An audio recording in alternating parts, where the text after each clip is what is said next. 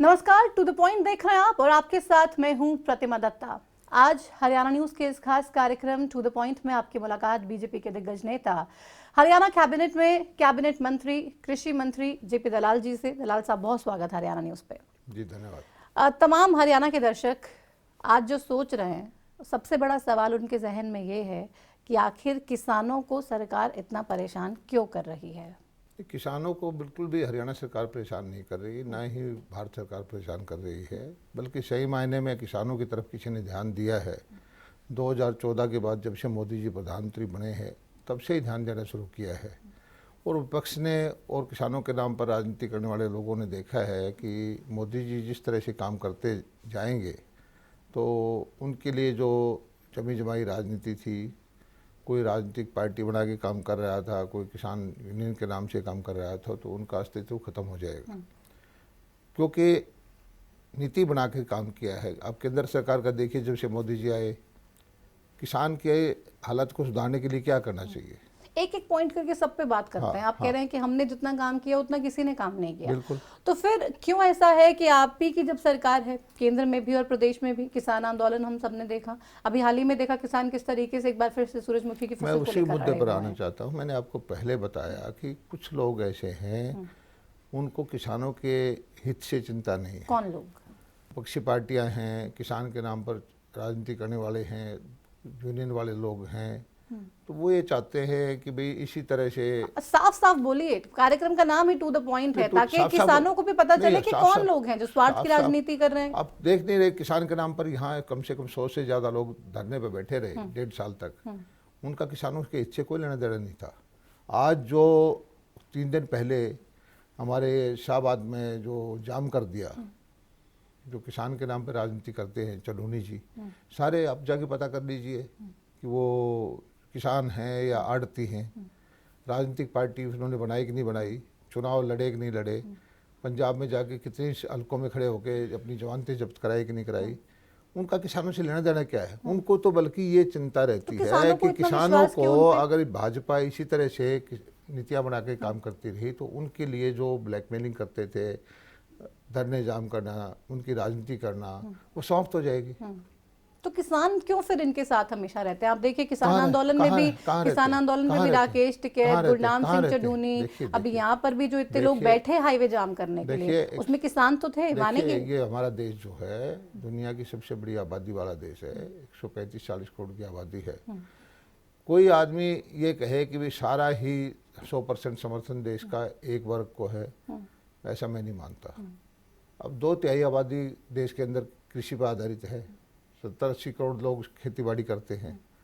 अब सैकड़ों यूनियन हैं, हर यूनियन के पास 500, 1000, 2000 उसके वो कार्यकर्ता हैं।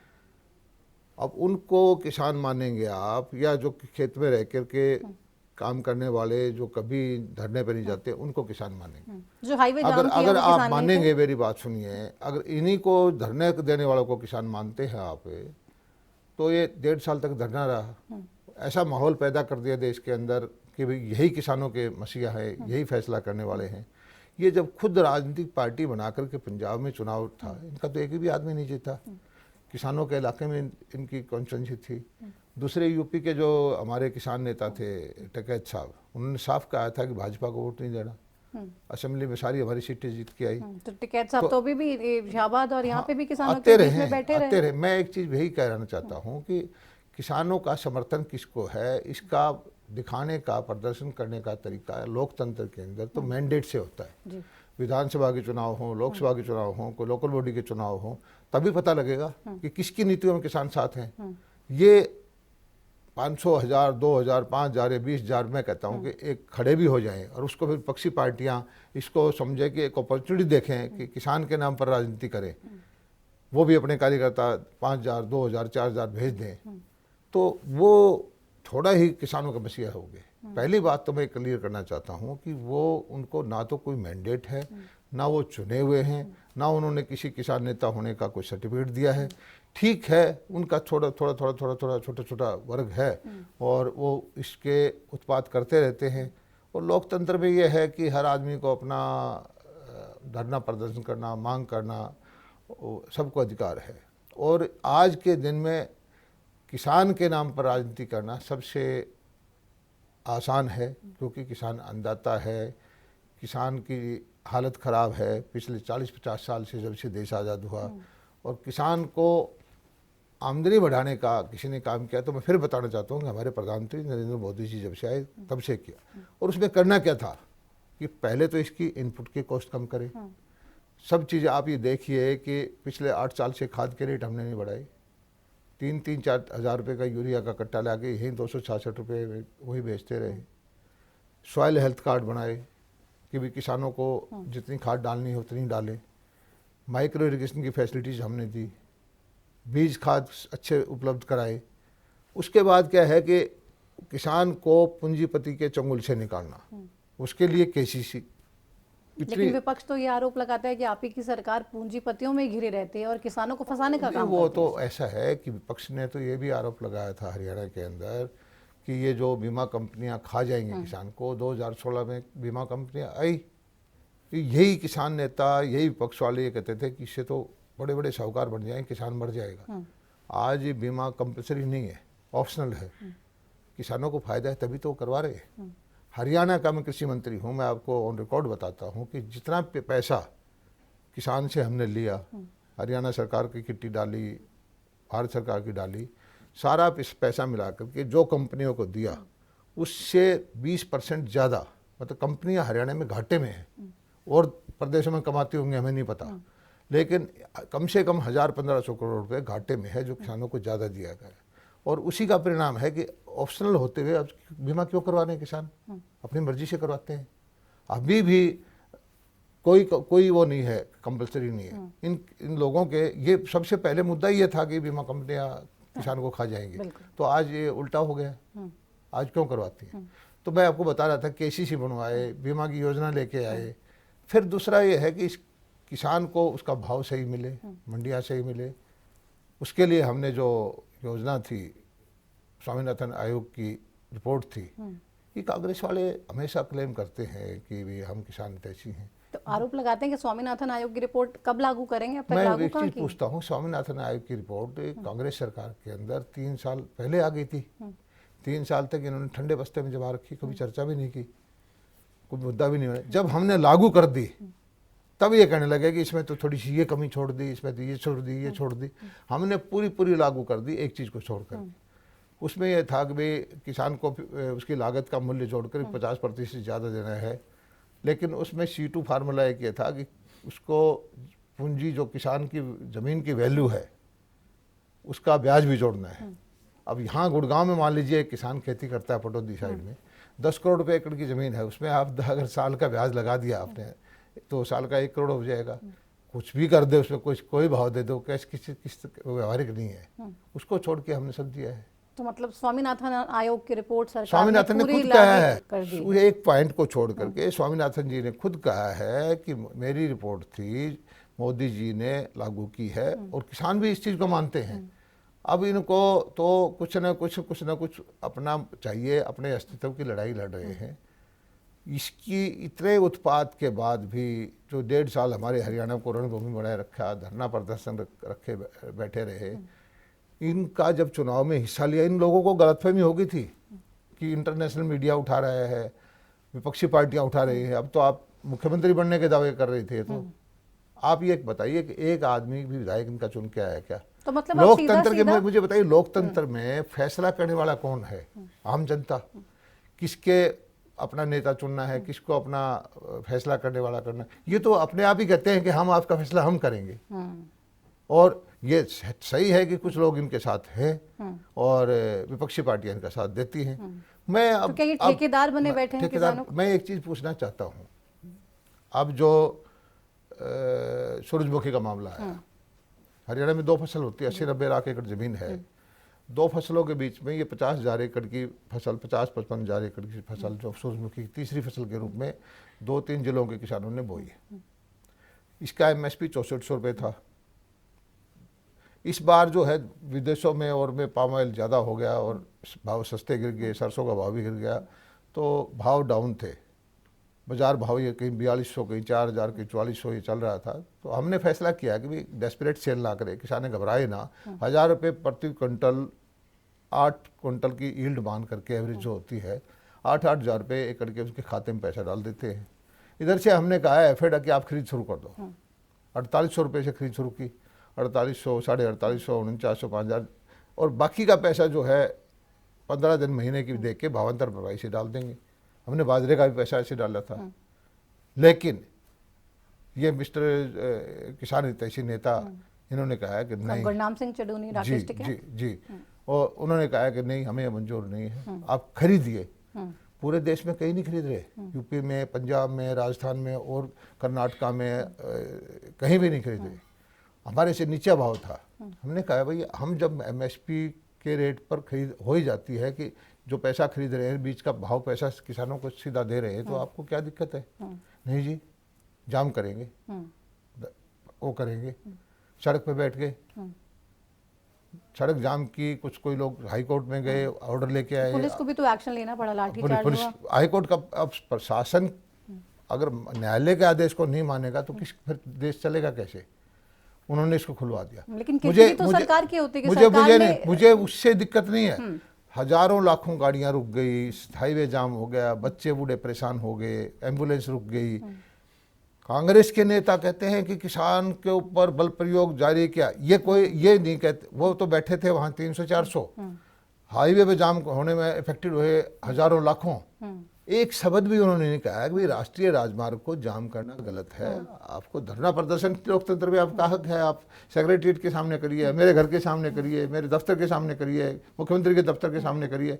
राष्ट्रीय राजमार्ग जाम किया, आप मुझे बताइए किस पार्टी ने कहा कि भाई ये यहाँ बैठना गलत है? उन्होंने मौका देखा, अपॉर्चुनिटी, तुरंत ट्वीट पर ट्वीट, सुरजेवाला जी अलग से ट्वीट कर रहे हैं, भूपेंद्र हुड्डा जी अलग कर रहे हैं, उनके बेटे अलग कर रहे हैं। क्या ये जनता देख नहीं रही क्या? ये मैं एक चीज बताता हूँ, लेकिन किरकिरी तो सरकार की होती है। कहते तो ये ना कि बीजेपी सरकार ने किसानों पे लाठीचार्ज करवाया। ये बीजेपी सरकार ने नहीं बैठाया, ये जो लोग बैठाते हैं किसानों को इस तरह से, इस लाठीचार्ज की बात, इस तरह के संगठन करते हैं। लाठीचार्ज नहीं, क्या वाटर कैनन का प्रयोग किया था वहाँ, और वो भी माननीय उच्च न्यायालय के आदेश पर किया था। उसका पालन तो करना ही था, उनको हटा दिया गया और 8-10 आदमी थे जो थे चरनूनी वगैरह, उनको गिरफ्तार कर लिया। मैं एक चीज कहना चाहता हूँ कि इन नेताओं को कुर्सी दिखाई देती है, विपक्षी पार्टियों को। एक शब्द भी उन्होंने ये नहीं कहा, चलो कहो कि लाठीचार्ज गलत है, कहो कि किसान को ये नहीं मिल रहा, किसान को देना चाहिए, लेकिन ये भी तो कहो कि भाई हाईवे जाम करना गलत है। हजारों लाखों आदमी भूख में प्यास में तड़पते हैं। ये कहाँ का, ये कौन से संविधान में लिखा है कि आप जब चाहे हाईवे पे जाम कर दे?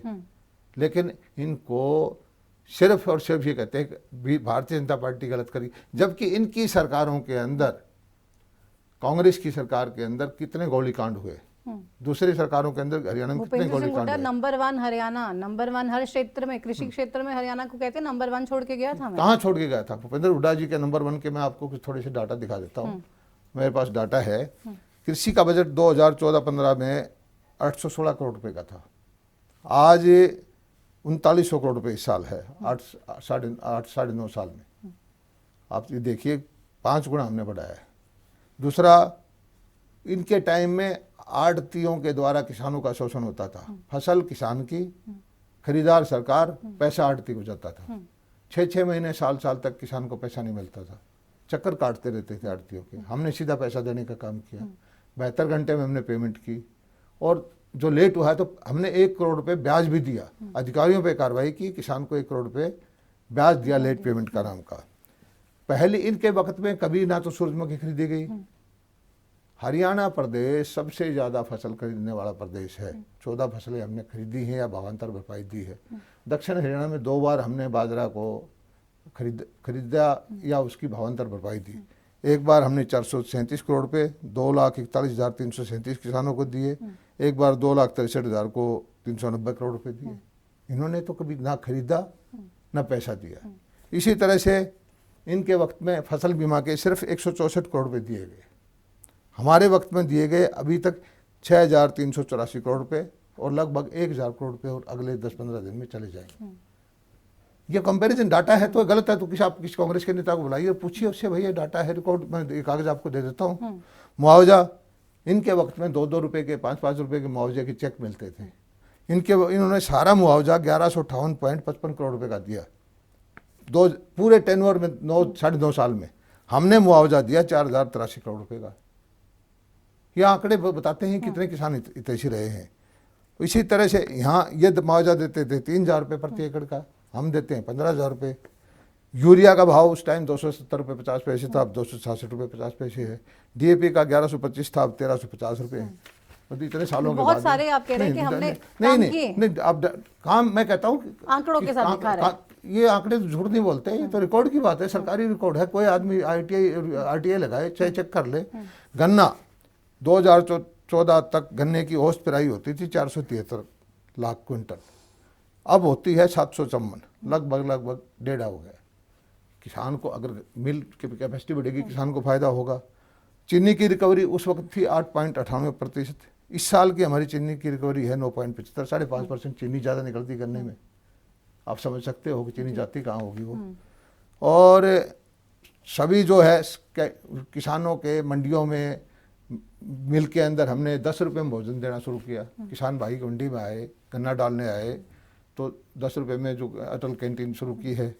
इसी तरह से आप देखो गन्ने का उस वक्त जो था 2686.20 क्विंटल का औसत उत्पादन था प्रति हेक्टेयर, अब है 869। अब उत्पादन कुछ बीज अच्छा हुआ है, फसल अच्छी हुई है, पानी दिया है, कुछ तो हुआ होगा, उत्पादन भी बढ़ गया है। इसी तरह से आप देखोगे पानीपत के 354 करोड़ रुपए की लागत से मिल की कैपेसिटी बढ़ाई, एक हमने इसकी बढ़ाई करनाल की। और हरियाणा के अंदर मैं समझता हूँ कि फ्री जैसा बिजली का बिल है, किसानों को पानी का कोई चार्ज नहीं देना पड़ता। ट्यूबवेल वाले किसानों को थोड़ा सा हम साथ कि उसको फ्री ना करवाए, 2-2.5 हज़ार रुपये साल का लेते हैं। एक्चुअल में वो बिजली लगती है वहाँ 1.5 लाख रुपए की। हरियाणा सरकार उस वक्त कांग्रेस के टाइम में 4,853 करोड़ रुपए की सब्सिडी देती थी, अब दी है हमने 6,720 करोड़ रुपए की। 19 सब चीजें आप ज्यादा दे रहे हैं तो फिर आपकी सरकार मैं से तो नहीं, परेशानी आप किसी क्या है? कांग्रेस के नेता से मैं पूछो ना, पूछूंगी, अगला इंटरव्यू करूंगी कांग्रेस नेता का ये। कागज देके देखिए ना। अच्छा 19, एक और छोड़िए आप, 19.71 लाख किसानों को मोदी जी ने 6,000 रुपये दिए हैं, 2-2 हज़ार करके 3 किस्त देते हैं। ये पैसा भी 3949 करोड़ रुपए, इनका 5 साल का जो बजट था उतना पैसा तो हम खाते में वैसे दे चुके हैं। 800 करोड़ रुपए का इनका बजट था, हम लगभग 4,000 करोड़ रुपए तो खाते में डाल चुके हैं। जो थोड़ा थोड़ा पैसा लगता है वो भी दे चुके हैं। बागवानी के लिए हमने यूनिवर्सिटी अलग से बनाई, महाराणा प्रताप विश्वविद्यालय बना रखी है। दूसरा आप देखिए दूध उत्पादन में किसान के साथ साथ उसका जो पशुपालन की तरफ भी और भेड़ बकरी पालन की तरफ भी वो करेंगे, तभी उसको किसान को फायदा होगा। 74.42 लाख टन दूध होता था उस वक्त 2013-14 में, आज 116.29 लाख मीट्रिक टन है। किसी कोई नीति बनी होगी, कोई फायदा हुआ होगा, कोई पूंजी दी होगी, कुछ तो, तभी तो ये बढ़ रहा है। प्रति व्यक्ति दूध का उस वक्त 800 ग्राम था हरियाणा का उत्पादन कांग्रेस के टाइम में। ये नंबर 1 बोलते हैं, तो नंबर 1 कम वाला होता है, नंबर 1 ज़्यादा वाला होता है। अब 1,081 ग्राम है। पहली बार हमने जो पशु के 7 सालों के अंदर पशुओं का बीमा किया, इन्होंने कोई बीमा नहीं किया। हमने 8.52 लाख पशुओं का बीमा 100 रुपये में, 50 रुपये में, 25 रुपये में किया। और जिसके पशुओं की डेथ हुई 63 करोड़ रुपए किसानों को बांटे हैं। 50,000, 60,000, 70,000 की गाय भैंस मर जाती, जोखिम से फ्री किया किसानों को फसल बीमा के द्वारा, और ये पशुधन क्रेडिट के द्वारा ये किया। पशुओं का हमने क्रेडिट कार्ड बनवाए। भारत सरकार की स्कीम आई कि जो छोटे किसान हैं जिनके पास जमीन नहीं है उनको भी मौका दें। 1,80,60,000 रुपये तक के पैसे पूंजी उनको 4% ब्याज पे देते हैं, सिर्फ गाय और भैंस बकरी पे उस पर आप करके, ताकि वो भी अपने परिवार को पाल सकते हैं। वो दिया। पशुपालन का बजट 2014-15 में 576 करोड़ रुपये था, 1,826 करोड़ रुपये हो गया। गौशाला हमने बनाई, गऊओं के लिए बजट बनाया। पिछले साल से ही हमारा 40 करोड़ रुपये था, जिसको हमने इस बार 450 करोड़ रुपये किया, क्योंकि हमारी ये थी कि गोवंश जो है सड़कों पे ज़्यादा है, उनको हमने 300-400 गौशालाएं और खोली हैं और खोलनी है, तो उसको निकालना है। गाय के लिए पीजी भी तो आप लोग बनाने हाँ, कुछ भी तरह तरह की स्कीम है। कोई गोवन बनाए, कोई गौशाला बनाए, या जो गौशालाएं हाजिर हैं उनके अंदर अपने गौ भेजें, नंदी हैं, गऊ हैं। पहली बार जो क्रेडिट कार्ड बनवाए तो 1.5 लाख क्रेडिट कार्ड हमने बनवाए हैं, जो 1,60,000 रुपये तक के 1,221 करोड़ रुपए की पूंजी हमने दी है 4% ब्याज पे। वो किसान जिनके पास ज़मीन नहीं है, भेड़ बकरी गाय भैंस पालते हैं, उनको भी पैसा दिया। पशुपालन के और तरह तरह की हमने स्कीम बनाई। ये सारे आंकड़े आपके मैं नीचे ग्राफिक्स के जरिए आप ले दिखा लीजिए। दूंगी, मैं आप ग्राफिक्स में डाल दूंगी ताकि लोग पूरे उसको एनालाइज भी कर जो लें। आज नंबर 1 कहने वाले किसान हितैषी नेता हैं, खासकर हमारे कांग्रेसी भाई हैं, उनसे पूछना भाई ये आंकड़े हैं, इनमें आपको कुछ जुटलाना है तो बताओ। ठीक है। और ये सरकारी आंकड़े हैं, 5-8-9 साल पहले ये काम करते थे, अब हरियाणा सरकार ने ये किया है। और आपने ये चीज़ जो अब किया है ये पहले क्यों नहीं किया? आपने बाजरा क्यों नहीं खरीदा? आपने ये सूरजमुखी क्यों नहीं खरीदी? आपने भावांतर का पैसा क्यों नहीं दिया? हमने आगे और मैं बताता जाऊंगा, हमने सब्जी और फलों के लिए सरकारी तौर पे बीमा शुरू किया। फसलों में भी, इनमें आलू प्याज टमाटर, इसमें भी भावांतर भरपाई की योजना शुरू की।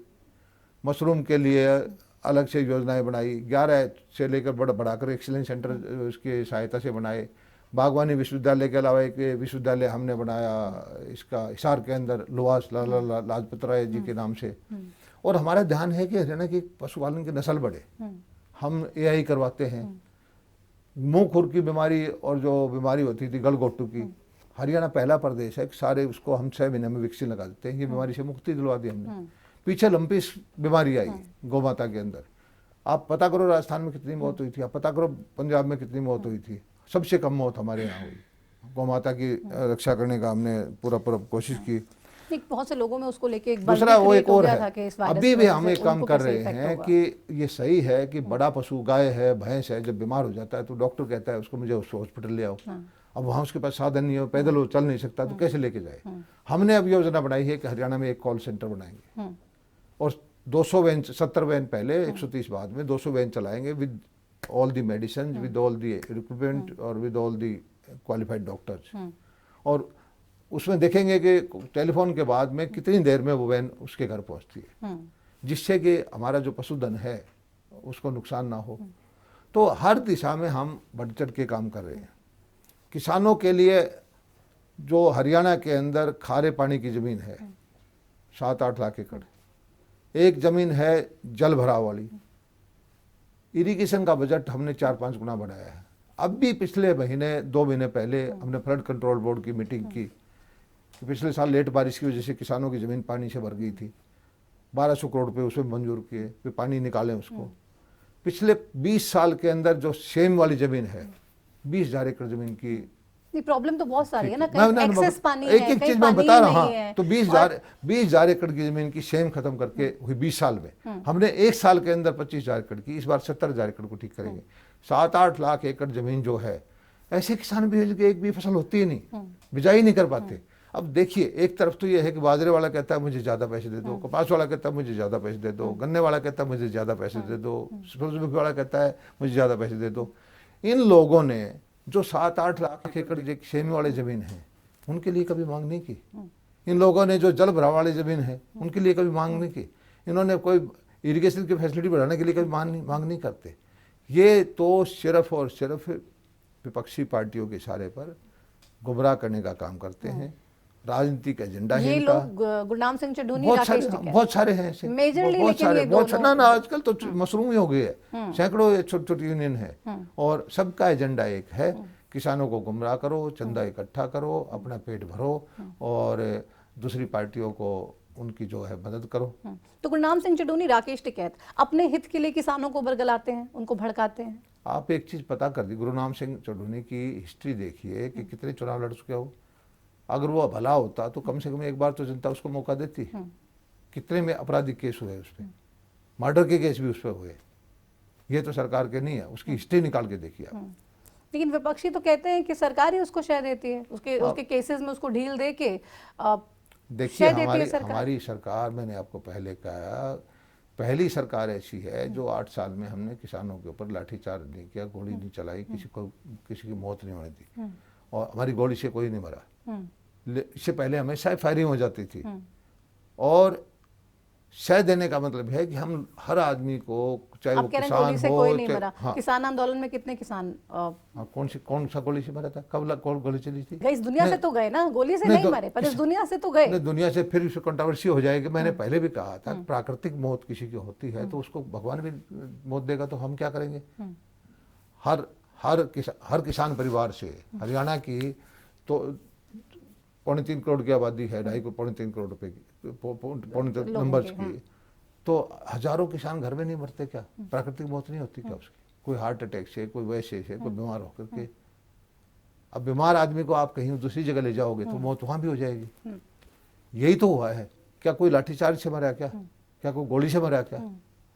हमें दुख है। मैं खुद, नहीं, पर इतनी मैं एक सर्दी चीज में बताता वहाँ हूँ, बैठना, जब लगातार मैं इतने बताता महीने तक हूँ, प्रदर्शन चलना। किसान का काम ही इतना, मैं कहता हूँ मैं किसान का बेटा हूँ, मैं खेती करता हूँ, किसान के प्रति समर्पित हूँ, मुझे पता है किसान कितने कष्ट में है। 60-70 साल में किसान वहीं घूम रहा है, उसकी आमदनी कहाँ बढ़ी है, लेकिन उसको सारे, जब 0 डिग्री टेम्परेचर में पानी में घुसना पड़ता है, उसको 40 डिग्री टेम्परेचर में खेत में काम करना पड़ता है, संकट ही संकट में रहा है।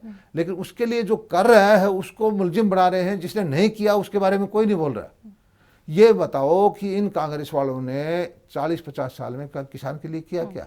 किसान परिवार की आमदनी, इन्होंने चाहे कुछ ना किया हो, पर इतना बड़ा हम आंदोलन तो आप ही की सरकार के टाइम पे हुआ आंदोलन ना। तो वो कर रहे हैं कि हम किसान के लिए कर रहे हैं, वो उनकी नंगे हो जाएंगे, वो इसलिए कर रहे हैं। वो आंदोलन कर भी रहे हैं, करवा भी रहे हैं। जब आप लोगों की सरकार नहीं थी, हाँ। टी शर्ट उतार के तो बीजेपी के भी तमाम तो हमने नेताओं तो ने दिया प्रदर्शन है, किया था। हम तो दे रहे हैं, महंगाई का हम जिक्र तो दे करते रहे थे, हैं। सिलेंडर की कीमत मैंने का जिक्र करते थे मैंने आप। आपको कागज पढ़ के बताए हैं कि हमने बीज से लेकर बाजार तक किसान के लिए नीतियां बनाई हैं।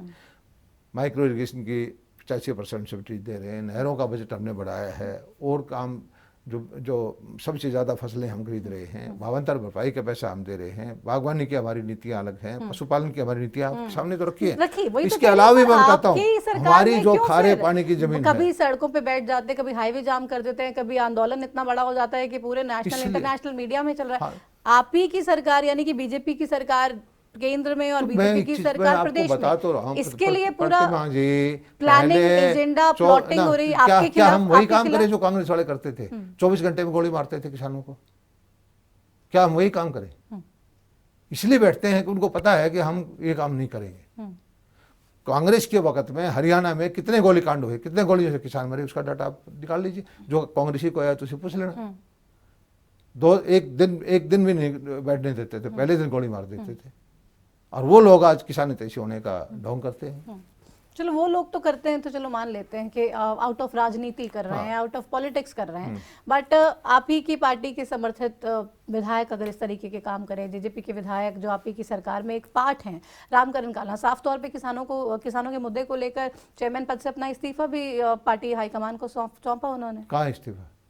जेजेपी को दिया, बीजेपी के पास नहीं आया हालांकि। तो फिर उसका मतलब क्या हुआ? उसको अपना वो अपना एजेंडा सेट करना है, तो मैं किसान हितैषी हूँ। हुआ क्या? सीएम साहब के पास तो इस्तीफा पहुंचा नहीं, उन्होंने कहा कि मेरे पास आया नहीं। जब उनसे पूछा गया इस्तीफा कहाँ दिया आपने, तो उन्होंने कहा जेजेपी के नेताओं को दिया। तो जब आपके सामने है तो इस विषय को हमारे से क्यों पूछ रहे हो? जब आपके सामने है कि ये, इसका मतलब क्या हुआ? आप बताइए। सिर्फ एक दिखाने के लिए कि हम आप खुद ही बताइए ना, क्या इसका मतलब क्या हुआ? तो आपसे समझना चाहते हूँ। ना समझदार आप मेरे से ज्यादा है। नहीं, आप ज्यादा समझ रखते हैं, आपसे ही समझना चाहते हैं कि आप सरकार चला रहे हैं। सरकार मैं कहता हूँ कि इस्तीफा देने की जगह भी सभी को पता होता है, कहाँ देना होता है, क्यों देना होता है। और एक ये है कि इस्तीफा देने की बजाय सिर्फ बयान देना, वो एक अलग मुद्दा है। चलो, वो सिर्फ बयान देने के लिए ही था। अभय चौटाला पूरे प्रदेश में घूम रहे हैं, हाल ही में उनकी यात्रा के 100 दिन भी पूरे हुए और सरकार पे जमकर हमला बोलते हैं। अगली सरकार कहते हैं हमारी ही आएगी, और जब हमारी सरकार आएगी तब बताएंगे किसानों के लिए असली हित में काम करते कैसे हैं। वो तो पहले भी किए थे उन्होंने। उनकी सरकार में किसानों को गोली मारी गई थी। उनकी सरकार में किसान घर से नहीं निकल सकता था। लोग जानते हैं उनकी सरकार में क्या क्या होता था। और जो किसानों की उन्होंने अच्छी सेवा की, उसी का परिणाम है कि वो अकेले घूम रहे हैं। तो भी कोई स्कोप नहीं लगता है आपको उनका? नहीं, आप बताइए कि किसानों की जो सेवा उन्होंने की, उसी का परिणाम होगा कि वो अकेले घूम रहे हैं, दूसरा विधायक नहीं है। तो 2024 में कैसे सपना देख रहे हैं सरकार बनाने का? जो पिछली 2 योजना से भारत सरकार में बनी है मोदी जी के नेतृत्व में, उससे बढ़ के सीट आएंगी। हरियाणा में तीसरी बार सरकार बनेगी भाजपा की, तीसरी बार भाजपा की बनेगी, निश्चित तौर पर। गठबंधन नहीं होगा, वो तो होगा या ना होगा उस वक्त देखा जाएगा। हम भाजपा के लिए काम कर रहे हैं पार्टी के तौर पर, सरकार में हम साथ हैं। लेकिन अब गठबंधन को लेके भी बहुत बहुत खटास चल रही है, अब बहुत सारी बातें चल रही हैं, बहुत सारी चीजें। क्या खटास लगी आपको? तमाम नेता एक दूसरे के लिए सरकार बोल में रहे कोई खटास लगी? वो अपनी नेताओं पार्टी की है, बातें, नेताओं के बयान। वो अपनी पार्टी का प्रचार प्रसार कर रहे हैं। आपके बीजेपी प्रभारी वाले। जी अपने प्रभारी जी ने क्या कहा? ठीक कहा है, अपनी पार्टी के प्रभारी जी ने यही कहा है कि मैं अपने मेरी पार्टी की जो कैंडिडेट है प्रेमलता जी बचाने में, उसके लिए जीतने की तमन्ना रखता हूँ। तो यानी क्यों ना कि रखे? वहां से तो विधायक दुष्यंत चौटाला हैं, तो मतलब विधायक टिकट वो दुष्यंत चौटाला हर जगह 90 के 90 अपने आदमियों को रखे, कौन रोकता है? वो भी वो कह ही रहे हैं कि 90 के 90 विधानसभा में, 10 के 10 लोकसभा में हम तैयारी कर रहे हैं, हम भी तैयारी कर रहे हैं। तो मतलब आप भी तैयारी कर रहे हैं, वो भी तैयारी कर रहे हैं। मान लें कि अब गठबंधन ज्यादा दिन तक चलेगा नहीं, या चलेगा भी नहीं, तो सरकार का 2024 हमारा में गठबंधन पार्टी से प्री पोल अलायंस नहीं था। हमारा सरकार की जब हालात बने थे तो हमने गठबंधन किया। सरकार का 5 साल का गठबंधन है, वो चल ही रहा है। आगे का किसने कहा था कि हम आगे सारे जीवन भर मिलजुल के चलेंगे? तो नहीं पता। तो टूटना तो है ही। अब ये चुनाव तो आपको टूटना है या साथ लड़ना है, ये इसका फैसला आप और हम नहीं कर सकते। तो पार्टी वाला कमान ही करेगा, अब पर तो उस बयानों वक्त से के तो हालात पता क्या है? चलता है उस ना। वक्त का जो प्रदेश के लोग तो जानना चाहते हैं ना कि अच्छा अब क्या होगा, अब जेजेपी को साथ ही रखेंगे, अगला चुनाव एक साथ लड़ेंगे या अलग लड़ेंगे? ये चीजें तो है चुनाव के वक्त ही फैसला होती है, जो लेकिन होगा ये सामने। बयान तो अभी आ रहे हैं ना, तो इसीलिए प्रदेश के लोग बयान ना जानना तो- चाहते हैं। अब तो बयान हर रोज यही आ रहे हैं कि हम इकट्ठी सरकार चल रही है, और रोज लेकिन ये भी आ रहे हैं कि संगठन बाकी जो फैसला संगठन लेगा। हम वो भी अपनी तैयारी कर रहे हैं, हम अपनी तैयारी कर रहे हैं। तैयारी सब कर रहे हैं, तैयारी आम आदमी पार्टी भी कर रही है। और आम आदमी पार्टी का जिक्र आम करूं आदमी उससे पार्टी पहले का हरियाणा में कुछ नहीं है। कुछ नहीं। आम आदमी पार्टी का मैं बताता हूं कि मेरे विधानसभा क्षेत्र के सुप्रीमो हैं जो अरविंद केजरीवाल रहने वाले हैं, और हमारे यहाँ जब वो पंजाब में उनकी सरकार आई, बड़ी खुशी थी लोगों के, क्योंकि हमारे यहाँ डेजर्ट है, बालू रेत के टीले हैं। उनको था कि केजरीवाल आगे आते ही कहेगा इस वाले का पानी में हरियाणा भेज उसी पे आ रही थी एसवाईएल के पानी पर ही। लेकिन जो उनकी पार्टी ने स्टैंड लिया कि एक बूंद भी पानी हरियाणा को नहीं देंगे, तो यहाँ तो एक कहीं जमानत नहीं वो तो बचेगी। पंजाब में कहते हैं, हरियाणा में आके तो कहते हैं कि पानी तो भाई, पंजाब से आना है, हरियाणा में आके क्या कहते हैं? हरियाणा के नेताओं की अलग उन्होंने लाइन है, यही पंजाब के कहा, नेताओं ना, की अलग लाइन है। केजरीवाल SYL तो को हरियाणा के नेता हैं, लोहारू हल्के के रहने वाले हैं, शिवानी कस्बे के रहने वाले हैं। लेके। तो वो तो कहते हैं मोदी जी बैठे हैं, साथ में बिठाएं दोनों को, हम करने को तैयार है समझौता। मोदी क्या करेंगे? पानी तो उनको देना है, सुप्रीम कोर्ट का फैसला है, नहर बनाने दे हमें, हम बना लेंगे। हरियाणा अपने पैसे से बना लेगा, केंद्र से बना लेगा, हम कुछ और कर लेंगे, हम नहर बनाने दें। आज बयान देगा आप नहर बनाइए, हम बना लेते हैं। नहर का बनाना वैसे भी जरूरी है। ये नहर 50 साल 60 साल पुरानी हो चुकी है, इससे पीने के पानी की दिल्ली को, हरियाणा को, राजस्थान को सप्लाई होती है। खुदा न खास्ता इसका कुछ हो गया तो संकट आ जाएगा। पैरेलल नहर वैसे भी होनी चाहिए, यही सुप्रीम कोर्ट ने कहा है कि पानी का अगर कम ज्यादा कम इशू है तो बाद में सॉर्ट आउट हो जाएगा, आप नहर तो बनाइए। लेकिन ये देखिए, नहीं तो क्या समझे हरियाणा के लोग, वो तो ठगा हुआ महसूस करते हैं ना। आप कहते हैं हम तैयार हैं, वो कहते हैं जी हम तैयार हैं, कोई बीच में आके बिठा दे, कोर्ट ने भी कह दिया, मतलब क्या क्या होगा, सोल्यूशन क्या है इसका? सिर्फ और सिर्फ हमेशा से ही पंजाब सरकार का रवैया अड़ियल रहा है। जितनी भी सरकारें पंजाब में रही हैं उनका हरियाणा को पानी देने का विचार नहीं। मानस कभी नहीं रहा। पाकिस्तान में पानी भले ही चले जाए सरप्लस हो, लेकिन हरियाणा को पानी नहीं देगा। और हरियाणा से उनको शुरू से ही, पंजाब से जब से हम अलग रहे, जो भाव है अच्छा नहीं रहा।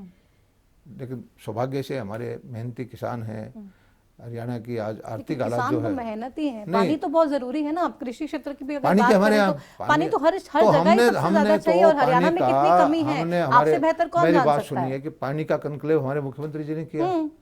पहला ऐसा पहला कॉन्क्लेव पहला होगा कनक्लेव शायद, जो किया, कोई हमने कहा कि भाई कॉन्क्लेव। देखिए पानी हम कहीं ला तो नहीं सकते नहीं, लेकिन जो पानी है इसको रिसाइकल करें, सीवरेज का पानी यूज करें, बारिश का पानी को हम वाटर चार्जिंग करें, जो जो योजनाएं बना सकते हैं, इतनी खुल के हमने चर्चा की, सारे विद्वान बुलाए हमने। और तो ये वाटर कॉन्क्लेव करने का क्या आइडिया कैसे आया और किसका था? भाई हमारे पानी नहीं है हमारे प्रदेश में, पानी कहाँ से लाएंगे? आने वाली पीढ़ी के लिए कोई इंतजाम करके जाएं, आज से ही सोचेंगे तभी तो कुछ होगा। तो उसके लिए हमने भाई हरियाणा प्रदेश ने पूरा हमारे मुख्यमंत्री जी ने यहाँ तक कह रखा है कि ट्यूबवेल का कनेक्शन भी जब दूंगा मैं, आप 85% हमारी सब्सिडी लो, माइक्रो इरिगेशन करो। पानी बचाने के लिए इतनी कोशिश कर रहे हैं। फसलों को लेकर भी ज्यादा पानी जो इस्तेमाल करती हैं 7,000 रुपये प्रति एकड़ उसको देते हैं। धान को यहाँ पे मेरी फसल मेरा ब्राह्मण चढ़ा करके मेरा पानी मेरी विरासत हमारी जो स्कीम है वो करें। आप धान भी बोना है तो बीज से बोएं, उससे 4,000 रुपये हम देते हैं, पानी बच जाए। डाइवर्सिफाई करें किसी तरह से, तरह तरह की स्कीम बना रहे हैं, ताकि मुद्दा ये है कि पानी का जितना बचाया जा सके बचाएं।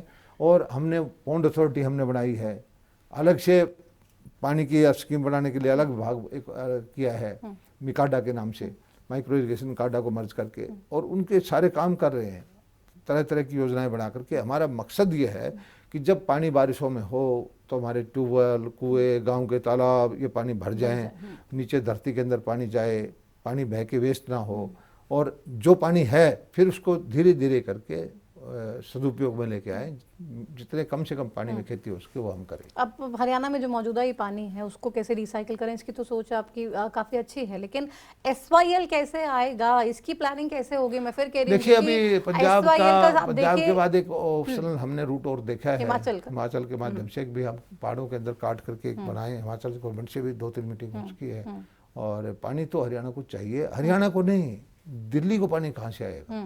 आज सुप्रीम कोर्ट में, हाई कोर्ट के कहती है दिल्ली को पानी दे, पीने का पानी देना भी चाहिए। दिल्ली हमारा वो है, मुकुट है, राष्ट्रीय राजधानी है, लेकिन ये हाल रहा है तो यहाँ पीने का पानी का संकट आ जाएगा। तो हमारे पास तो पानी का सोर्स है नहीं, हमारे पास तो पानी का। देखिए ये चीजें तो इनको जो पार्टी आती है रीजनल पार्टी, उनको सोचना चाहिए कि भाई दिल्ली भी है। अब केजरीवाल जी की पार्टी यहाँ है दिल्ली में, पंजाब में भी है। पंजाब से कहते हैं एक बूंद पानी नहीं देंगे, दिल्ली में कहते हैं हमें पानी ज्यादा दो हरियाणा। वह हरियाणा पानी कहाँ से लेके आए? पानी तो वहीं से आता है। हमारे हक का पानी भी दिल्ली को ज्यादा दे रहे हैं। नहीं, मेरे इंटरव्यू में भी आम आदमी पार्टी के नेता थे, वीडियो लेके आए थे मोदी जी की और वीडियो दिखा रहे थे अपने फोन में, जिसमें मोदी जी साफ तौर पे कह रहे थे कि SYL का पानी मैं हरियाणा के लोगों को दिला कर रहूंगा। तो वो कहते हैं कि भाई अब मोदी जी को बोलिए ना, बिठा लें, एक तरफ मुख्यमंत्री मनोहर लाल को बिठा लें, ऐसा है। बैठाने का मुद्दा क्या रहेगा? भगवंत को बिठा लें, भगवत मान के बैठा के क्या करना है मुझे बताइए। सुप्रीम कोर्ट का स्पष्ट आदेश है कि आप इस नहर को बनाइए। अब तो कंडम की बात है, माने मोदी जी बैठते मान जाएंगे क्या? वो मोदी जी के पास बैठते मान जाएंगे? उनको लगता है कि इतने बड़े नेता हैं, वो बैठे आप सारी भारतीय जनता पार्टी, सारी सेंट्रल कैबिनेट में हम कहते हैं कि पूरा केजरीवाल जी का जो कहो पूरा उनका वो करेंगे। हम वो कह दें कि मैं पानी देने को तैयार हूँ, पानी देने को तैयार हूँ तो कह तो दें कम से कम। तो उनकी नीयत नहीं है, आप बिल्कुल नहीं, उनकी वजह से ही पानी नहीं आ रहा है। कोई भी पंजाब की सरकार है, पहले वाली थी, उन्होंने पानी देने की। तो हरियाणा में वो किस हक से ये कह रहे हैं कि हम 90 सीटों पे तो चुनाव लड़ेंगे, ना सिर्फ लड़ेंगे बल्कि जीतेंगे और सरकार बनाएंगे 2024 में? अभी भी पीछे हरियाणा में एक चुनाव हुआ था आदमपुर का, केजरीवाल जी कई बार आए थे, भगवत मान जी भी कई बार आए थे, 3 बार हेलीकॉप्टर भी आया था, वहां भी कह रहे थे कि हम जीतेंगे। वोट कितने आए? जवान जब तो एक नहीं हुई। वो तो कहते हैं केजरीवाल जी पहले ही सेटिंग करके तमाम केजरीवाल जी की हरियाणा का किसान केजरीवाल जी की पार्टी को कोई भी शहरी, कोई भी आदमी वोट नहीं देगा। उसकी सारी जगह जमानतें जब्त होंगी, एक सीट पर भी उसकी बचेगी नहीं। वो कह रहे हैं सरकार बनाएंगे, आप कह रहे हैं कि एक सीट पे भी जमानत नहीं बचेगी। कहाँ से बनाएंगे वो? कह रहे हैं हमने इतना अच्छा मॉडल दिल्ली में, पंजाब में हम इतनी अपनी सफल सरकार चला रहे हैं, इतने बढ़िया स्कूल दे दिए, इतने बढ़िया अस्पताल दे दिए, इतना अच्छा केजरीवाल जी का सारा बजट एडवर्टाइजमेंट पे लग जाता है। पंजाब में जाके दे दिए, हाहाकार मची हुई है, पंजाब के लोग भी परेशान हैं, प्रशासन फेल है। दिल्ली में उन्होंने कितने स्कूल बना दिए ये नहीं बताते। दिल्ली के अंदर वो तो कहते हैं नक्शे पे कहीं भी हाथ रखिए बढ़िया सा स्कूल दिखा देंगे वहां। अच्छा दिल्ली में स्कूल जितने हमारे एक जिले के अंदर स्कूल हैं उससे कम स्कूल हैं दिल्ली में। दिल्ली गवर्नमेंट के पास, MCD के पास स्कूल होते हैं। थोड़ा सा एडमिनिस्ट्रेशन को देखिए, सारे स्कूल कितने, उनसे एक चीज पूछिए कि आपने पिछले दिल्ली में सरकार है, नए स्कूल कितने बढ़ाए? रग रोगन तो करवा दिया पुराने स्कूलों को, और क्या किया? नए स्कूल कितने बढ़ाए पूछिए उनसे। मैं पीछे देख रहा था कि एक स्कूल की एडवर्टाइजमेंट पहली बार मैंने पिछले 8 साल में देखी है। उस पर भी स्कूल का खर्चा पता नहीं क्या हुआ, लेकिन एडवर्टाइजमेंट का खर्चा 5-10 लाख रुपए हुआ। एक नया स्कूल की शुरुआत की उन्होंने, उनकी अपनी वो है मॉडल की, झूठ बोलो एडवर्टाइजमेंट। तो आपको नहीं लगता है कि हरियाणा की जनता उसमें फंसेगी? क्योंकि वो कह रहे हैं भाई हम आएंगे तो हम बिजली देंगे फ्री, हम आएंगे तो हम ये करेंगे, हम आएंगे तो ये गारंटी देंगे। हुड्डा साहब भी आजकल लगे हुए हैं, वो भी लोगों के बीच में जा रहे हैं, कह रहे हैं मेरी ये चुनावी गारंटियां हैं, ये तमाम चीजें ये मेरी सारी सरकार आई तो मैं गारंटियां दूंगा। फ्री देने को सारी सरकार तैयार है। मैं एक चीज पूछता हूँ, ये इनके घर का सामान है क्या? ये आम जनता टैक्स पेयर का पैसा है, किससे लेके देंगे या और टैक्स लगाएंगे लोगों पे? अभी तो बजट जो है ये इनको ये भी बताना चाहिए कि हम यहाँ देंगे और यहाँ से घटाएंगे। दे सकते हैं कि मान लीजिए कि हरियाणा की रोडवेज को बंद कर दें, हरियाणा की बिजली को बंद कर दें, इंडस्ट्री को 4 गुना रेट कर दें, या आम आदमी पे टैक्स दुगना कर दें। साफ साफ मैं ये फ्री देने वाला जो नेता हैं पार्टियां, उनको ये बताना चाहिए कि ये पैसा मैं इतना खर्चा इस पे करूंगा और इस पैसे को मैं कहाँ से जनरेट करूंगा। तो इनके पास ये इसका जवाब नहीं होगा, आप कह रहे हैं। आप बताइए कैसे, कहाँ से, ये बताना तो पड़ेगा ना कहाँ से आएगा। लेकिन हुड्डा साहब कह रहे हैं मैं कर दूंगा, मैंने पहले भी बहुत कुछ किया था हरियाणा के लिए और अब मैं फिर से। अब हुड्डा साहब तो कहते हैं हरियाणा नंबर 1 था, मैंने आंकड़े दिखा दिए हुड्डा साहब के, हर चीज के आंकड़े दिखाए आपके पास, और मेरे पास और भी है, आप अगर टाइम दे तो मैं सारे हर भाग के और बता देता हूं। अच्छा ठीक है, हुड्डा साहब कहते हैं नंबर 1, आप कह रहे हैं नहीं, कहीं पर भी नहीं है। आपने हर आंकड़ा दिखाया जो आपकी सरकार का कहीं बेहतर है पिछले कांग्रेस कहीं की बेहतर नहीं, सरकार से। कहीं 3-3, 4-4, 5-5 गुना बजट है। लेकिन अच्छा एक बात बताइए, अब प्रदर्शनों का अगर जिक्र करें, कहते हैं जी ये कैसी सरकार है, इससे ना किसान खुश हैं, इससे ना पहलवान खुश हैं। और दोनों की अगर बात करें तो हरियाणा में कितनी अहम इनका रोल है या कितनी इंपॉर्टेंस रखते हैं कि हरियाणा के किसान और हरियाणा के हमारे खिलाड़ी, और फिर सरकार से इतनी नाराजगी। देखिए ऐसा है, खेल नीति हरियाणा की सबसे बेहतर है। 6-6 करोड़ रुपए हम देते हैं, हमारी सरकार में मेडलों का भरमार है, जितने ओलंपिक में एशियन गेम में नहीं तो सबसे ज़्यादा मेडल क्या आए हैं। खिलाड़ी लाते हैं या सरकार लाती खिलाड़ी है? सरकार की नीति बनाती है, सरकार सहायता करती है, मेहनत पसीना खिलाड़ी बहाते हैं। और दूसरा मुद्दा मैं बताता हूँ कि अब जो ये चर्चा हुई खिलाड़ियों की, पहलवानों की, देखिए हमारी मानसिकता है कि बेटियां जो भी बोले सारा हमारा समाज उनके साथ होता है, हम भी साथ हैं। और लेकिन कुछ एक्शन तो नहीं लिया ना, आरोप तो लगाते हैं कांग्रेस के तमाम नेता गए उनके पास। ऐसा है कि तालिबानी शासन नहीं है कि एक्शन ले रहा, हम शिकायत को गोली मार दें। सुप्रीम कोर्ट के आदेश हैं, FIR दर्ज हैं, उनके बयान हो रहे हैं, जो कुछ जो फ्री पार्टी हो रही है, वो मैं समझता हूँ कि हमारे होम मिनिस्टर जी के साथ मिलने के बाद में सारी चीज़ों का समाधान ऑलमोस्ट होता जा रहा है। लेकिन अभी तक भी संतुष्ट तो नहीं है पहलवान। वो संतुष्ट वो तो हो जाएंगे। ये भी कह रहे हैं कि हम दुखी हैं, प्रधानमंत्री मोदी की चुप्पी से हम आहत हैं। वो तो ऐसा है कि ये दुखी वो नहीं, जो उनके हमारे जो कब्जा करने वाले थे इस खेल संघ पर, जो पहले जिनका कब्जा था, वो ज्यादा दुखी। किसकी बात कर रहे हैं आप? पहले कौन था, इनसे पूछ लीजिए कब्जा किसका था। आप बताइए आपको। और इसके जो कुश्ती संघ के इससे पहले वाले अध्यक्ष थे, उनको तकलीफ ज्यादा है। कौन थे? आप पता कर लीजिए। जो उसको हटाने में सारा मेजर रोल। तो ये पॉलिटिकल ही था सब कुछ, आपको लगता है? पॉलिटिकल तो हरियाणा में सब कुछ हो जाता है, एक बार मुद्दा चाहिए।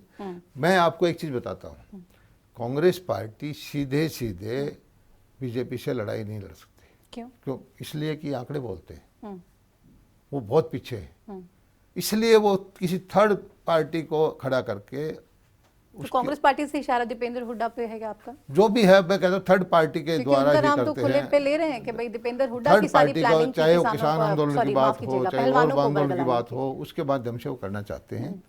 और एक जो आजकल कांग्रेस को बड़ी खुशी हो गई है कि वे कर्नाटका में हम जीत गए, लोकतंत्र है यहाँ, चुनाव होंगे तो कहीं कोई जीतेगा कोई हारेगा, इनको खुशी बड़ी ये है, इनको मुबारक हो। ये वैसी खुशी है जैसे एक हमारी पार्टी है, एक बच्चा जो है 99%, 98% एक बाप के 2 बच्चे हैं लेके आता है, उसके अगर 90% रह जाए तो मायूसी छा जाती है। और एक बच्चा 3 बार 4 बार फेल होया हो, कांग्रेस जैसे है, वो पास भी हो जाए तो तालियां बजा रहे हैं। इनको एक स्टेट आ गया, तालियां बजा। पास हुए या टॉप किया है?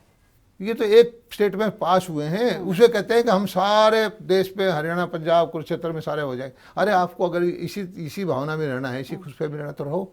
नहीं, इसलिए खुश भी हो रहे होंगे ना कि कांग्रेस मुक्त भारत का सपना भारतीय जनता पार्टी ने देखा था, वो कम से कम पूरा नहीं होने वाला। कांग्रेस मुक्त ही है, कांग्रेस जो है हो चुकी है। ये जो वोट आया है, जो कांग्रेस की लीडरशिप, सेंट्रलशिप उनको नहीं आया, ये लोकल मुद्दे होते हैं, स्टेट के, पंचायत के लोकल मुद्दे होते हैं, उनको है। और लोकतंत्र में लोगों का हक है अपने अपने हिसाब से फैसले करने का। सेंटर को मतलब पसंद नहीं कोई कर रहा है, कोई कुछ भी नहीं कर रहा है। तो हरियाणा में तो कहते हैं कि Bhupendra Singh Hooda, Congress is equal to Bhupendra Singh Hooda. तो 2024 में भूपेंद्र सिंह हुड्डा को क्या एक कड़े मुकाबले के तौर पे देख रहे हैं आप? भूपेंद्र सिंह, मुझे ये बताइए कि हरियाणा में चुनाव हमारे मुकाबले में किससे मुकाबला दिख रहा है आपको? आप बताइए किससे मुकाबला आज के दिन लोग क्या हम तो सबसे ही मुकाबला ना, देख किससे- रहे हैं, हम किससे तो लग रहा है? सबका मुकाबला ही देख किसके- रहे हैं। किसका हम दिख तो रहा है? ये नहीं कह रहे कि आप जीत रहे हैं, वो नहीं, हार हमारा रहे हैं। मुकाबला- हम तो सबसे हमारा मुकाबला देख रहे हैं। हमारा- हमारी नजर में तो चुनावी मैदान में कांग्रेस भी है, ना, बीजेपी भी है, मेरी जननायक बात जनता पार्टी सुनिए। भी है, इंडियन नेशनल नहीं, लोकदल आप भी है, मुकाबले- अलग निर्दलीय भी होंगे लोग और कहते कुछ और हैं कि रीजनल ये पार्टीज भी मुकाबला होंगी। कांग्रेस से है या भूपेंद्र सिंह हुड्डा से है। कांग्रेस से अगर मुकाबला है तो आधी कांग्रेस तो भूपेंद्र सिंह हुड्डा को बर्दाश्त नहीं कर रही। शैलजा जी है, सुरजेवाला जी है, ये कैप्टन यादव है, किरण चौधरी है, और पता नहीं कितने नेता। वो 9 साल में जो जिलाध्यक्ष नहीं बना पाए अपने, प्रभारी आता है उसकी बलि चढ़ जाती है। हम पन्ना प्रमुख तक पहुंचे हुए हैं। तो आप कब से पहुंचे हुए हैं? नहीं, हम काम कर रहे हैं, हम ऑर्गेनाइजेशन का काम भी कर रहे हैं, जनता की सेवा भी कर रहे हैं। उनका टारगेट एक ही है कि जो हट गया उसको, जो बन गया उसको हटाओ, क्योंकि वहाँ पर टिकटें बिकने का काम है, टिकटें ग्रुपों में होने का काम है। जनता के लिए वो नहीं कर रहे। प्रभुत्व की लड़ाई है कि कब्जा कैसे करे पार्टी पे, कुर्सी कैसे हथियाई जाए। कुर्सी तो जनता देगी। तो कुर्सी तो जनता में मुख्यमंत्री की कुर्सी हथियाना चाहते हैं मनोहर लाल से। जनता में स्वीकारता कहाँ है उनकी? जनता में जाते ही नहीं वो। नहीं जाते हैं। वो तो हर रोज इतने प्रोग्राम कर रहे हैं, बार बार लोगों के बीच में जाके ये कह रहे हैं कि अब सरकार हमारी आने वाली। कांग्रेस के तमाम नेता भूपेंद्र सिंह हुड्डा के प्रोग्राम भूपेंद्र सिंह हुड्डा कर रहे हैं। आपने कभी भूपेंद्र सिंह हुड्डा के प्रोग्राम में शैलजा जी को, रणदीप जी को, किरण को, कैप्टन यादव को, गुटबाजी तो है ही, देखिए वो सब जानते हैं नहीं गुटबाजी वो है। उन्होंने ऐसे वहाँ वो बना रखे जो एक अध्यक्ष हैं, 4 वो हैं, उदय भान जी 4 अध्यक्ष के साथ कार्यकारी अध्यक्ष कार्यकारी अध्यक्ष क्यों नहीं जाते उनके? उसमें देखे ये तो एक आदमी या एक वर्ग का वो भीड़ करने की कोशिश करते हैं। तो अब लगता है लड़ाई नहीं है, आपस में ही लड़के खत्म हो जाएगी। कांग्रेस को हराने के लिए किसी और की जरूरत, हमारी जरूरत नहीं है। कांग्रेस के नेता ही का वो अपने आप फैसला कर लेंगे। वो कांग्रेस वाले को वो छोड़ेंगे किसी को ऊपर बढ़ते हुए टांग खींच के। हाँ, तो मतलब वो आपस में ही सरकार नहीं बनने देंगे। सरकार तो कोई बनने की उनकी वैसे ही संभावना नहीं है। आपकी संभावना है क्या सरकार बनने की? क्योंकि आप ही के निर्दलीय विधायक जिनका समर्थन सरकार को है, वो ये कहते हैं कि भाई जेजेपी को छोड़ दीजिए, सरकार जेजेपी को छोड़ देगी। एक सेकंड मेरा सवाल तो सुनिए। आप ही के सरकार को जो निर्दलीय विधायकों का समर्थन है, वो प्रभारी साहब से मिलने जाते हैं, उनको कहते हैं कि भाई 1 मिनट भी गठबंधन जननायक जनता पार्टी से भारतीय जनता पार्टी का रहना नहीं चाहिए। ये गठबंधन टूट जाएगा तो भाई भारतीय जनता पार्टी सेफ हो जाएगी, चुनावों में अच्छे मार्जिन से वो जीतेगी, क्योंकि जो इमेज खराब है वो जननायक जनता पार्टी की ग्राउंड में है, बीजेपी की नहीं है। ऐसा है क्या? व्यक्तिगत सोच है। देखिए वो जो सारे निर्दलीय जाके अगर ये बात करें, जो ज्यादा नैनपाल रावत की बात कर लें, सोमवीर सांगवान की बात कर लें, गोलन साहब की बात कर लें, 5 साल 10 साल बीजेपी में रहे हुए आदमी हैं, बीजेपी काडर के आदमी हैं, टिकट न मिलने की वजह से लोगों के दबाव में चुनाव लड़े, जीत गए, लेकिन इनकी भावना तो बीजेपी की भलाई के लिए लगी रहती है।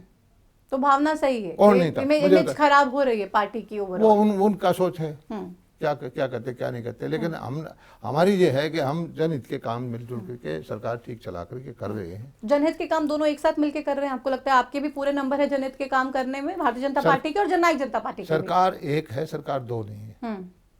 लेकिन इमेज तो दोनों की अलग है ना, इतना तो मानेंगे आप? सरकार एक, इमेज तो दोनों की अलग है, 2 पार्टियां 2 पार्टियों हैं, की सरकार एक है। इमेज तो अलग है, बट वो उनके नेताओं की हो सकती है, लेकिन सरकार एक है। सरकार एक है, एक ही रहेगी। अब आगे तो नेतृत्व बताएगा, अभी जो 5 साल के लिए तो एक है। अमित शाह जी भी आ रहे हैं, और एक शंखनाद एक तरह से इसको देखा जा रहा है 2024 के चुनावों को लेके। आपको लगता है जो ये 10 की 10 लोकसभा सीटें अभी आपने जीती थी, 2024 में भी वो रिकॉर्ड कायम रहेगा? क्यों नहीं रहेगा, बिल्कुल। मुश्किल नहीं है? कोई मुश्किल नहीं। हमने जो नीतियां बनाई है आप समझ नहीं सकते।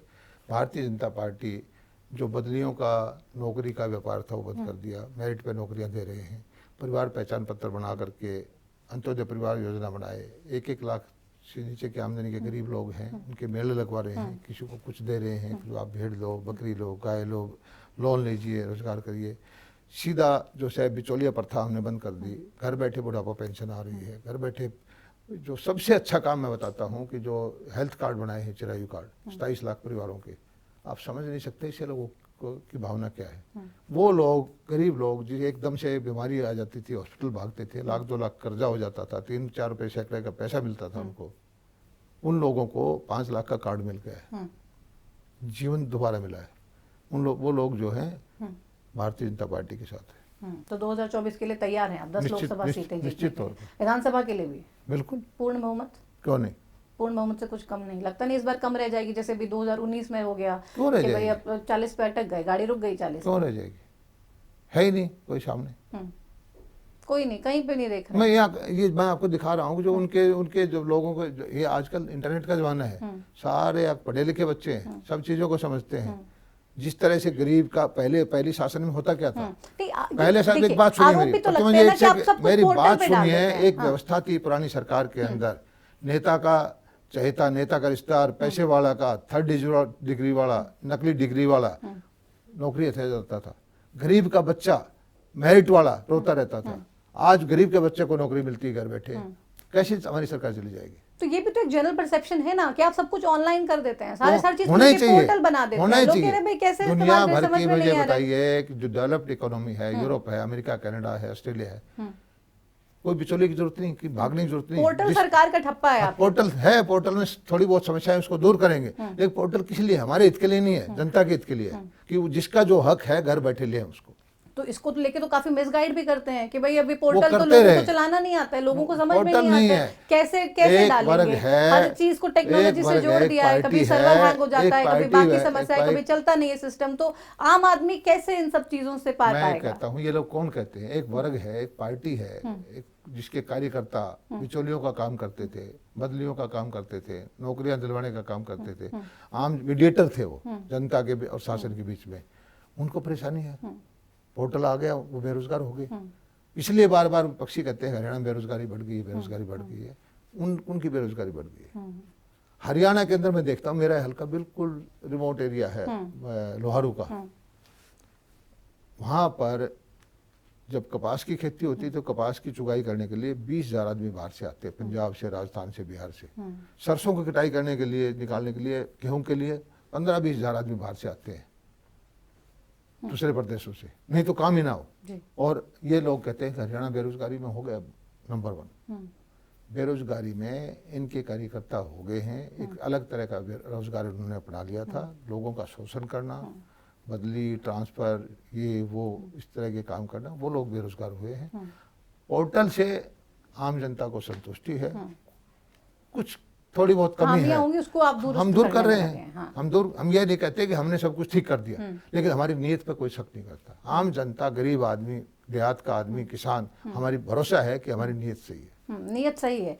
नियत क्या इस चीज को लेके भी सही है कि कांग्रेस के बहुत से नेता भी, ये भी जिक्र चल रहा था, किरण चौधरी का मैं जिक्र कर लूं, अब बीच में काफी चर्चाएं थी कि भारतीय जनता पार्टी में वो आ रही हैं या आने वाली हैं, या कांग्रेस के पिछले 3-4 साल में बड़े बड़े नेता, सिंधिया जी और भी, पायलट भी एक बार आए गए थे। सारे नेता तो भारतीय जनता पार्टी में कांग्रेस के ही हैं, लेकिन हमारे 2014 हमारे पास भी तो जगह चाहिए ना इतनी।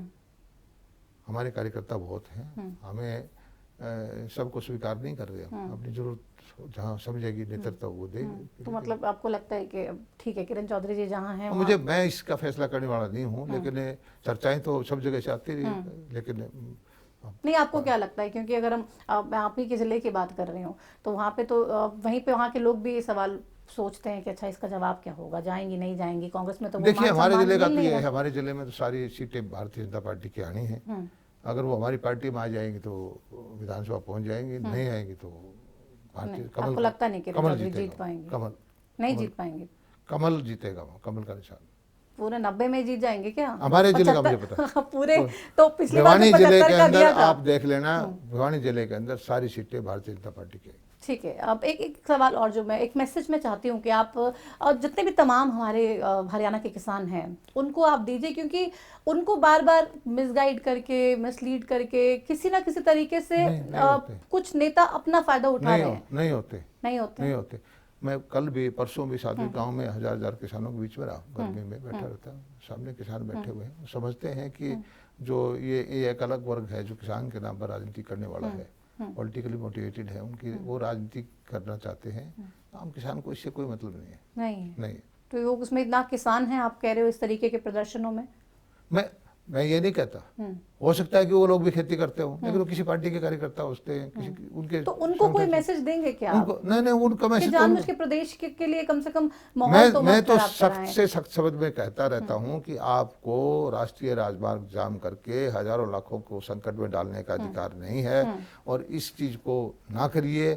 और मैं दोबारा विपक्षी पार्टियों से भी यही चीज कहता हूं, एक बार तो आप ये कहिए कि राष्ट्रीय राजमार्ग पर जो हजारों लाखों आदमियों की जिंदगी आप खराब कर देते हो, तड़पा रहे हो उनको, एक शब्द तो उनके लिए भी बोलिए। तो सूरजमुखी को लेके जो पूरा बवाल था, अब हालांकि ठीक हो गया है पहले आपका। भी यही था, हाँ, पहले भी यही था, हमने सूरजमुखी का पहले भी यही कहा था। अब नया तो लेकिन कुछ फिर नहीं। आप नया नहीं कहा, लेकिन उसके बावजूद भी प्रदर्शन तो हुआ ना, हाँ, हाईवे तो जाम हमने किया ना, तो वही बात या फिर हमने- से सुलह हो गई। अब एक चीज फिर से टाइम दे दिया गया। नहीं ऐड होगी है, वो भाव और खरीद और हमारी थी, अब नई चीज होगी कि मुकदमे को समाप्त करें। हाँ। बस तो वो करके अब दोबारा से तो इस तरीके की कोई प्रॉब्लम नहीं आएगी। वो तो उनसे पूछे आप, लेकिन हम सरकार तो इस हक में नहीं है, हम तो हाथ जोड़ते हैं भाई, जो करना है करें, राष्ट्रीय राजमार्ग जाम ना करें। जनता के, ये हमारे नागरिक हैं, बूढ़े हैं, बच्चे हैं, एम्बुलेंस हैं, उनका भी राइट है। क्योंकि बहुत लोगों के हमारे आप पास भी फोन देखिए, आए, हाईवे हाँ, इतना जाम था, पता नहीं कहाँ से और घूम खास के उनको नहीं, ऐसे सफर हाईवे पे आते करना जाते पड़ रहा हमारे था। हरियाणा के किसानों को बदनाम ना करें, किसानों के नाम से ना करें। आप आपकी कोई इच्छा है कुर्सी की लड़ाई की और की, तो वो अलग से करें, पार्टी के नाम से करें, करना है तो किसान के नाम पर किसान को बदनाम ना करिए। किसान ये नहीं तकलीफ कर रहा होती है आपको, किसान ये ये सब नहीं देख कर के? रहा है, आपको ये सब देख के किसान तकलीफ नहीं होती कर है रहा एज अ है। कृषि मंत्री? मुझे सबसे ज्यादा तकलीफ इस बात की होती है, किसान को बदनाम क्यों कर रहे हैं, और किसान के नाम पर बदनाम करते तो हमारा वर्ग सबसे बड़ा खेती से, जिस जाति से मैं जुड़ा हुआ हूँ, उसको बदनाम करते। और हमारी जाति जो है, मुझे फख्र है कि मैं एक ऐसी जाति में है जो बहादुर है, सेना के अंदर एक 10वां हिस्सा उनका है, मेहनत करने में है, लेकिन जब ये सड़क पे जाते हैं तो ये हमारी भावना फैलती है कि ये वही लोग बैठे हैं, हम नहीं तो बैठे। इन लोगों पे लाठियां भी बरसानी पड़ेंगी, अगर बरसानी पड़ी तो वाटर कैनन का इस्तेमाल भी करना पड़ेगा, ज्यादा स्थिति खराब होती है आंसू गैस के गोले भी छोड़ने हमने कब पड़ेंगे। किया? क्या इस देश में कानून का शासन नहीं है? हाई कोर्ट का आदेश तो पुलिस मानने की बनी, हमने कब किया?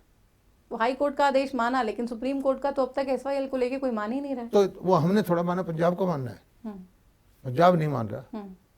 एक सवाल और जी, गुरनाम सिंह चढ़ूनी, राकेश टिकैत, जिनका बार बार आपने कहा कि वो किसी न किसी तरीके से मिसलीड कर रहे हैं, ऐसे नेताओं पर रोक लगाने के लिए, ऐसे नेताओं को कंट्रोल में करने के लिए आपका कोई प्लान है, या फिर ठीक है जो हो रहा है होने दीजिए? नहीं, प्लान तो होना ही चाहिए। देखिए, लोकतंत्र के अंदर जनता सब देख रही है, जन भावना के सामने कोई टिकेगा नहीं, और जनता जो देख रही है इसमें समझती है कि कांग्रेस इससे वोट बना लेगी, नतीजा इनको मिलेगा, और शासन भी है जो जनता की भावना होगी उसी हिसाब से काम करेगा। अब बार बार कांग्रेस का नाम ले रहे हैं, लगता है चुनावों में और कोई आपको प्रतिद्वंदी नजर नहीं आ रहा है कांग्रेस के अलावा? नहीं, कांग्रेस भी नहीं आ रहा मुझे नजर, कांग्रेस चुनाव में नजर नहीं आ रहा, आंदोलन में नजर आ रहा मुझे। तो वो लगता है सुधरेगी? आपका ये इंटरव्यू देखने के बाद ये मैसेज क्लियर मैं तो ये पहुंचेगा? उम्मीद करता हूं कि भाई देखो, ऐसा है कि हाईवे जाम करते समय आप उनके बारे में भी सोच लीजिए जो अपने गंतव्य तक नहीं पहुंच पाते, सड़क पर भटकते रहते हैं, बच्चे हैं, बूढ़े हैं, महिलाएं हैं, बीमार हैं, एक शब्द उनके बारे में भी बोल दिया करिए आप। ये तो एक तरफ तो किसान के नाम पर बोल देते हैं, इससे आप किसान का हित नहीं कर रहे, आप किसान को बदनाम कर रहे हो। किसान को बदनाम नहीं करना चाहिए, नहीं करना चाहिए, नहीं करना चाहिए। बहुत शुक्रिया अपना समय देने के लिए दलाल साहब। उम्मीद करती हूँ कि ये मैसेज आपका क्लियर लोगों तक पहुंचे और वो समझें कि एक्चुअली में उनके साथ हो क्या रहा है और कौन अपने स्वार्थ की राजनीति की वजह से लोग किसानों समझ रहे हैं, लोग समझ रहे हैं। मैं गांव में रहता हूँ, लोगों में रहता हूँ, किसान का बेटा हूँ, और कोई भी चीज़ किसान के खिलाफ जाएगी तो मुझे, मेरी कलम से मैं होने नहीं दूंगा। हमारे मुख्यमंत्री जी, हमारी हरियाणा सरकार, हमारे प्रधानमंत्री जी जो भी कदम उठाते हैं किसान के हित में उठाते हैं। सरकार, मुख्यमंत्री मनोहर लाल जी, पीएम नरेंद्र मोदी लगातार किसानों के हित में काम कर रहे हैं और करते रहेंगे निरंतर। निश्चित तौर पर कर रहे हैं। उनके रहते किसानों को कोई परेशानी नहीं झेलनी पड़ेगी। परेशानी तो किसान को है। मैं फिर कहता हूँ एक वर्ग ऐसा है जिसको आज भी डाटा कहता है भारत 27 रुपए रोज की दिहाड़ी पड़ती है। सम्मान के लिए, सम्मान के लिए काम, तो आय धीरे धीरे हम बढ़ा रहे हैं, उनको डाइवर्सिफाई कर रहे हैं। हम कहते हैं कि भाई आप मशरूम की खेती करिए, आप दूध की तरफ जाइए, आप प्रोसेसिंग का काम करिए, आप मछली का पालन करिए। आपको एक चीज बताता हूँ, आपके भिवानी और सरसा खारे पानी की जमीन थी, हमने 2,500 किसानों के जो मछली के खारे पानी की झींगा के उत्पादन किया है। एक एक किसान 2.5 एकड़ में, जिसमें 10,000 रुपये की आमदनी नहीं होती थी, 20-20 लाख रुपए कमा रहे हैं। हम समझा रहे हैं, उनको ट्रेनिंग दे रहे हैं, ग्रांट दे रहे हैं, पैसा दे रहे हैं, लोन दे रहे हैं, और किसानों की चिंता हमें है। लेकिन किसान के साथ सिवाय किसान को इन लोगों ने वोट समझे हैं, आज भी वोट समझ रहे हैं। जब ये किसान का नाम लेते हैं तो इनको सिर्फ वोट दिखाई देता है। लेकिन आप किसानों की प्रगति के लिए काम कर रहे हैं। किसान हमारे माई बाप हैं, अन्नदाता हैं किसानों के। मैं किसान का बेटा हूँ, खुद खेती करता हूँ, मुझे चिंता है उनकी। मैं किसानों को वोट नहीं समझता, वो हमारे भाई हैं, उनके लिए कुछ भी कर दें वो कम है, क्योंकि सारी दुनिया का पेट वो भरते हैं। लेकिन इनको वोट चाहिए। तो इस स्वार्थ की राजनीति से ऊपर उठना पड़ेगा। बिल्कुल, किसान इस चीज़ को समझ रहे हैं और समझते रहेंगे, इनको नतीजा दिखा देंगे 2024 में, जब भी मौका मिलेगा। चलिए, बहुत शुक्रिया अपना समय देने के लिए। तो दलाल साहब को आपने सुना, जिन्होंने साफ तौर पे बोल दिया कि किसानों को आज भी कुछ विपक्षी पार्टियां, खासतौर पे कांग्रेस, बरगलाने का काम कर रही है, मिसगाइड कर रही है, और उन्हीं के वजह से ही ये तमाम प्लानिंग होती है और उसके बाद इस तरीके के प्रदर्शन ये करते हैं। लेकिन कुछ भी करें, दलाल साहब ने साफ तौर पे कहा है कि आपको कुछ भी बात है, आपकी कुछ भी सवाल है, आपको कुछ भी परेशानी है, आप सरकार से एक बार नहीं 100 बार बोलिए। लेकिन इस तरीके से हाईवे जाम करके लोगों को परेशानी देकर अब किसी भी चीज़ का समाधान नहीं हो सकता है। और अगर इस तरीके की चीज़ें होती हैं तो नाम किसानों का ही खराब होता है। नेता चाहे उसमें किसी भी तरीके का, किसी भी पार्टी का या कोई भी इंडिविजुअल लेवल पे अपने स्वार्थ की वजह से इन्वॉल्व हो। अब उम्मीद करते हैं कि इस इंटरव्यू के बाद आप समझेंगे कि सरकार क्या कोशिशें कर रही है और उन कोशिशों का कितना लाभ आपको मिल रहा है। तमाम जितने भी किसान साथी हमारा ये प्रोग्राम देख रहे हैं, फैसला आपको करना है, निर्णय आपको करना है कि आपके लिए कौन सी सरकार बेहतर काम कर रही है। फिलहाल कृषि मंत्री जी ने जो तमाम इस इंटरव्यू के दरमियान बातें समझाने की कोशिश की है और अपने पॉइंट रखने की कोशिश की है कि सरकार ने कितना काम किया है, वो सब आपके सामने है और आप उसके एक बेटर जज हैं। फिलहाल मेरे साथ टू द पॉइंट में इतना ही। आप देखते रहिए हरियाणा न्यूज़। नमस्कार।